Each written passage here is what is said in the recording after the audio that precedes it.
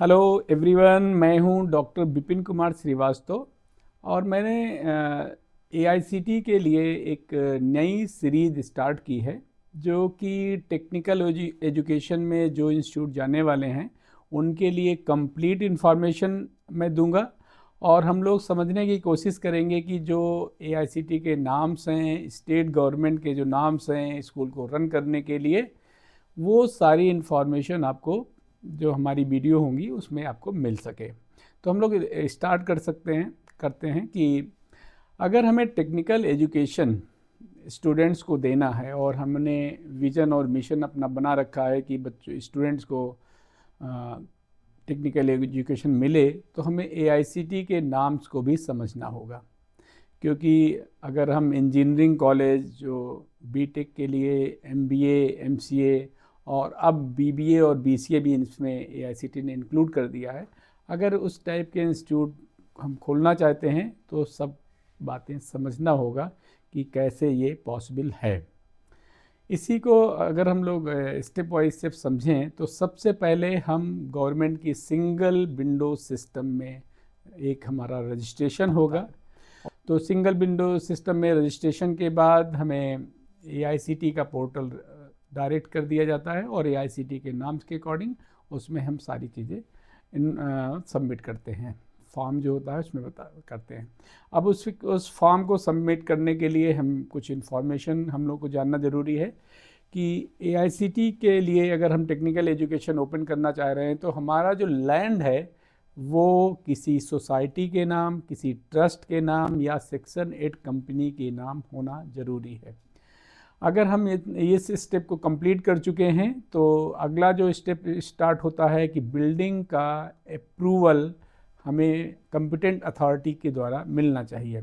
अगर competent authority ने building का अप्रूवल दे रखा है, नाम्स के अकॉर्डिंग हमने बिल्डिंग बना रखी है, तो हम इस फॉर्म को फिल करके जो एआईसीटी का एलओए का प्रोसेस है उसका लेटर ऑफ अप्रूवल ले सकते हैं। तो हम लोग एआईसीटी का जो फॉर्म फिल कर रहे हैं उसमें बिल्डिंग्स की डिटेल हमें प्रोवाइड करनी है, लैंड यूज़ सर्टिफिकेट भी प्रोवाइड करना है कि जो लैंड है वो एजुकेशन पर्पस से ली गई है कि नहीं ली गई है, और बिल्डिंग का बिल्डअप एरिया और ये सारी चीज़ें हमें प्रोवाइड करनी है। अब आगे अगर हम लोग आगे बढ़ते हैं तो ट्रस्ट से रिलेटेड सारी इन्फॉर्मेशन हमें प्रोवाइड करनी है, ट्रस्ट के नाम जो लैंड है वो प्रोवाइड करनी है, और बेसिक इन्फॉर्मेशन भी देनी है जो ओनर हैं और उनकी डिटेल्स कुछ जाएंगी, और उसके बेसिस पर इंफ्रास्ट्रक्चर्स के जो बिल्डिंग के डिटेल्स हैं वो प्रोवाइड करने हैं। कुल मिलाकर अगर हम इसको समझें तो बिल्डिंग का पूरा कंप्लीट इन्फॉर्मेशन उस फॉर्म में हमें फिल करना है, जिसमें आपके क्लासरूम भी इंक्लूड होंगे, ऑल लैब्स इंक्लूड होंगी, वर्कशॉप्स और all washrooms, boys common room, girls common room, और वर्कशॉप से क्लासरूम का वो सारी चीज़ें जो लाइट इंफ्रास्ट्रक्चर वो सारी चीज़ें हमें उसमें इंफॉर्मेशन दे रहा है। अब अगले स्टेप में हम लोग बढ़ते हैं। अगर हमने फॉर्म फिल कर दिया है, कोई डिफिशियंसी नहीं आ रही है, तो उसको हम सबमिट करेंगे फ़ी के साथ।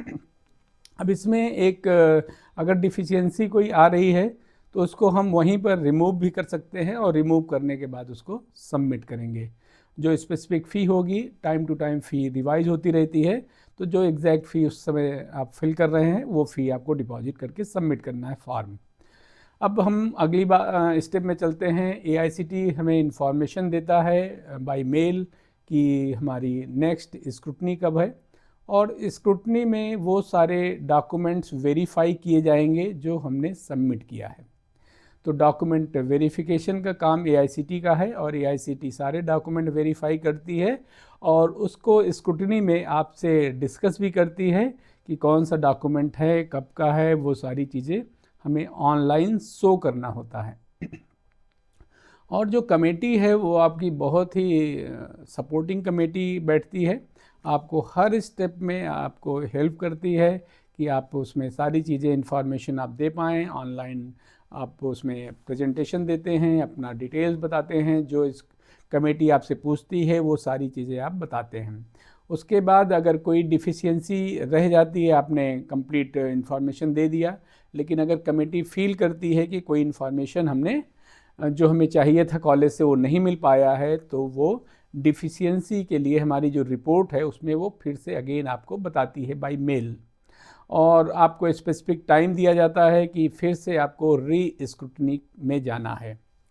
और री स्क्रूटनी में वो सभी डिफिशियंसी जो हमारी कंप्लीट नहीं हो पाई थी उसको रिमूव करने का एआईसीटी हमें फिर से मौका देती है। तो आपको हर स्टेप पे हेल्प मिल रही है। अगर आपने कोई इन्फॉर्मेशन नहीं दिया है या आईसीटी को फील होता है तो री स्क्रूटनी आपसे फिर से कराया जाएगा। री स्क्रूटनी में आप वो डिफिशियंसी रिमूव करते हैं और प्रेजेंटेशन आपका पूरा कंप्लीट हो जाता है। उसके बाद एआईसीटी आपको फील करती है कि ये सारा scrutiny and re scrutiny complete हो गया है, फिर आपको बाय मेल ईवीसी के लिए इनवाइट करती है।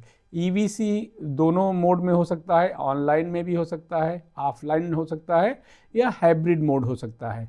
तो हाइब्रिड मोड के लिए और सब के लिए हमें रेडी रहना चाहिए। एक्सपर्ट जो विजिट कमेटी होती है वो इंश्योर होना चाहती है कि जो हमारी लैंड है जो बिल्डिंग हमारी बनी हुई है उसको वो कैमरे के रेफरेंस से कनेक्ट करके सारी चीज़ें वॉच करती है ऑनलाइन, गेट से स्टार्ट करके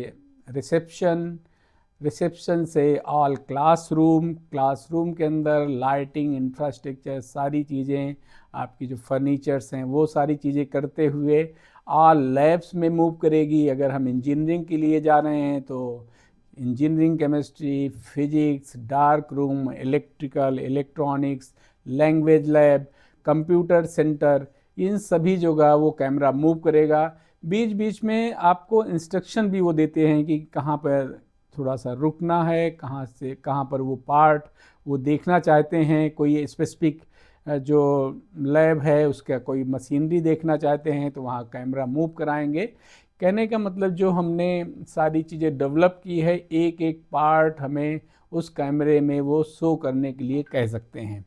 और वो complete lab, computer centre, number of computer, उसमें के कौन से सॉफ्टवेयर, वो सारी चीज़ें, और लाइब्रेरी का पूरा सेटअप हमें कैमरे में दिखाना होता है। तो ये जो हमारा ईवीसी हो रहा है ये फिजिकल भी हो सकता है, ऑनलाइन भी हो सकता है। अगर फिजिकल प्रेजेंटेशन हो रहा है तो कमेटी हमारी वहाँ उन सभी जगह जाएगी जो हमें कैमरे में हम शो कर रहे हैं। तो boys common room, girls common room, और ऑल जो हमारे वॉशरूम्स हैं, चाहे वो जेंट्स हो, लेडीज़ हो, और कैंटीन है, ये सारी चीज़ें हमें वहाँ पर शो करना होता है। तो ये इस तरह से हमें पूरा ईवीसी कमेटी के सामने पूरा कंप्लीट इन्फॉर्मेशन हमें देनी होती है। अगर हमने जो चीज़ें जो हमने पहले से सबमिट कर रखी है डॉक्यूमेंट, जो हमने इंफ्रास्ट्रक्चर के बारे में बात किया है, वो सारी चीज़ें अगर कंप्लीट है तो हमें जो लेटर मिलेगा, लेटर ऑफ अप्रूवल हमें मिल जाता है। लेकिन अगर किसी पार्ट में कमेटी फील करती है कि उन्होंने जो हमने शो किया है, जो इलेक्ट्रिसिटी, जो बिल्डिंग का एनओसी, बिल्डिंग का जो फायर, और ये सारी चीज़ें अगर कहीं भी कोई पार्ट ऐसा रह जाता है तो हमें एलओए नहीं मिलता, लेटर ऑफ अप्रूवल नहीं मिल पाता है। उस केस में हम क्या करते हैं, फिर से हम अपील करते हैं। अपील हम करके उसमें फिर से अगेन हम कमेटी से रिकमेंड करते हैं उसी ईवीसी कमेटी को कि अगेन हम रेडी हैं और जो डिफिशियंसी आई है उसको हम रिमूव करेंगे। तो ऐसे जो हमने अपील की है उसके बेसिस पर फिर एसएसी की मीटिंग होगी, और उस एसएसी में अगर हमने रिमूव कर दिया जो डिफिशियंसी की बात कमेटी कह रही है, फिर हमें एलओए मिल जाता है। तो एलओए टेक्निकल एजुकेशन जो बच्चों का राइट है टेक्निकल एजुकेशन का, और वो तभी आप स्टार्ट कर सकते हैं जब हमें एआईसीटी एलओए लेटर देता है। और अगर एलओए लेटर हमें मिल गया है ईवीसी के बाद तो हमारा ये बहुत बड़ा अचीवमेंट है। एआईसीटी ये चाहती है कि जो इंस्टीट्यूट टेक्निकल एजुकेशन में जा रहे हैं, चाहे वो इंजीनियरिंग के लिए, चाहे एमबीए के लिए, बीबीए, बीसीए और एमसीए के लिए, वो सभी एक नॉर्म्स है उसको फॉलो करें। और इसी के रिगार्डिंग APH जो 2024 to 27 के लिए एक उन्होंने गाइडलाइन बना रखा है, बुकलेट एक प्रोवाइड किया रखा है, उसमें सारी इन्फॉर्मेशन वो देते हैं कि 2027 तक अगर कोई इंस्टीट्यूट इस प्रोसेस में आना चाहता है तो वो पूरी तैयारी कर सके। और जो सेंट्रलाइज कमेटीज़ हैं जो ऑनलाइन आपकी डाउट्स भी क्लियरेंस के लिए रहती हैं, वो भी आप अटेंड कर सकते हैं। इस तरह से अगर देखा जाए तो आपको AICTE बहुत सपोर्ट करती है। तो ये जो इन्फॉर्मेशन दे रहे थे, इसके आगे अगर हमने LOA ले लिया है तो नेक्स्ट स्टेप होता है स्टेट यूनिवर्सिटी के साथ एफिलिएशन की प्रोसेस। और स्टेट यूनिवर्सिटी की एफिलिएशन प्रोसेस हम लोग और डिटेल्स में जानेंगे कि कैसे उसकी प्रोसेस करेंगे।